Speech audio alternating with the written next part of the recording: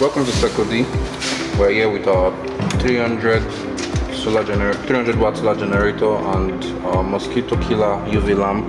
So we're going to be testing out this product to see how well the 300 solar generator can carry the UV lamp.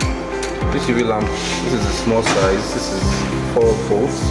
So we're going to be testing it with this 300 watt solar generator. So let's go. First thing, we're going to put on the solar generator by pressing the on button. Okay, then it's on. Now we're going to power on the UV lamp over here. As you can see, it turns on perfectly and it works well. So while we are using this, we can as well plug an outlet to the solar generator.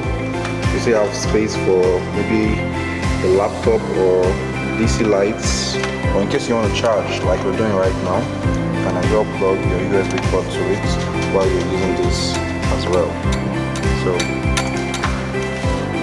you can send in your order and we'll get you started shortly.